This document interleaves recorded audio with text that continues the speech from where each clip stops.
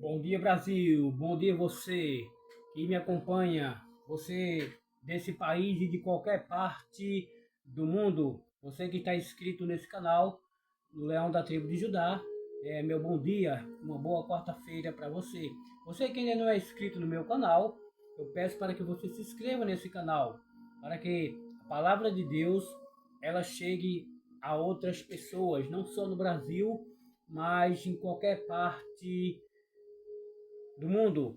E nesta manhã de quarta-feira, eu trago uma palavra de Deus para o teu coração nessa manhã.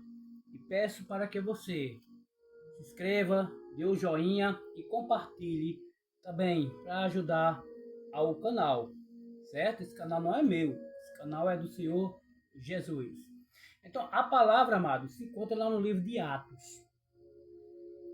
Atos capítulo 3, versículo 1, vai dizer assim: Pedro e João subiam juntos ao templo, à hora da oração, a nona. Então, Pedro e João eram discípulos de Jesus, mas a Bíblia diz que eles subiam juntos ao templo, à hora da oração, a nona. Isso quer dizer que eles tinham um momento de oração com Deus. Eles tinham um momento de intimidade com Deus. Quando ele diz aqui, ele tem uma hora de oração, não significa que poderia ser 60 minutos, que equivale a uma hora.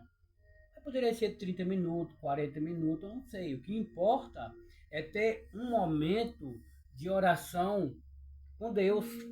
Isso é o que importa. É você ter um momento de oração com Deus. Não importa se você é católico, evangélico, espírita.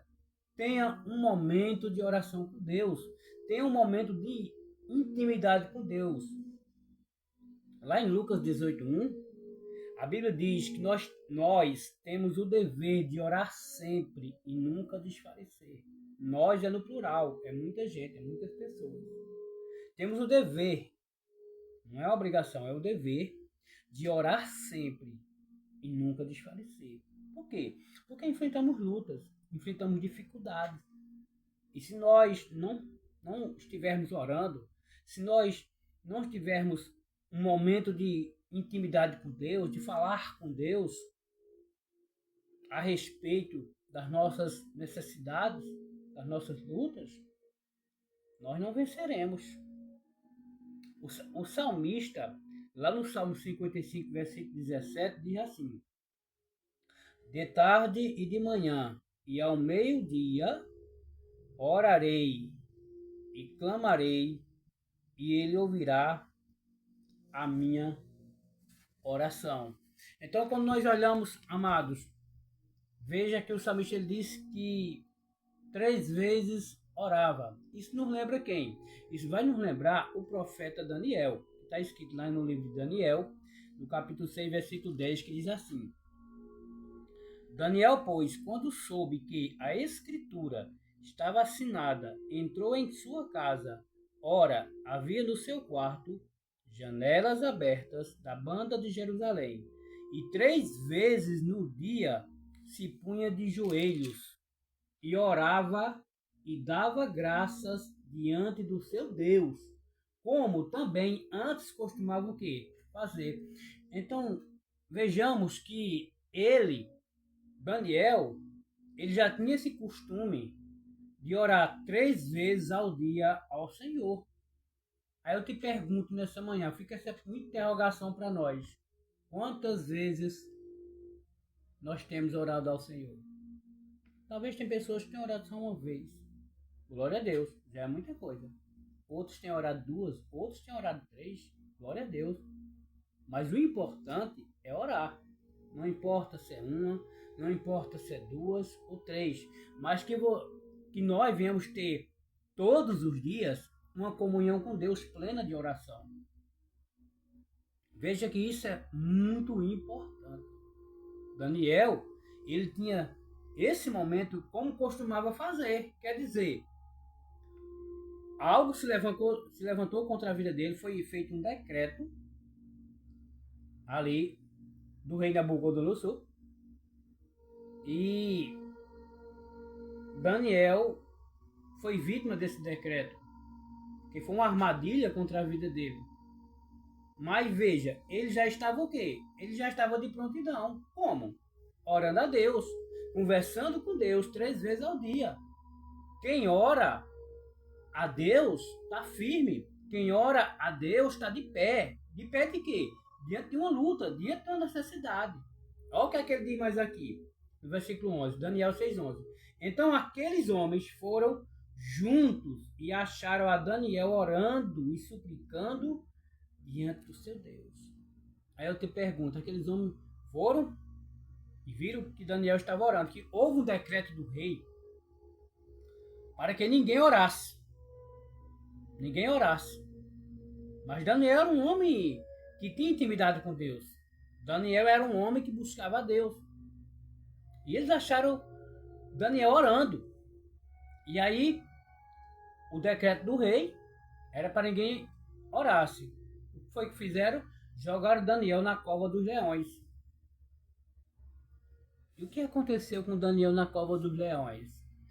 A Bíblia diz que Deus mandou um anjo e tapou as bocas dos leões para não devorarem Daniel. Eita glória! Esse é o Deus que eu creio. Esse é o Deus que você tem que crer. Aonde as pessoas têm jogado você?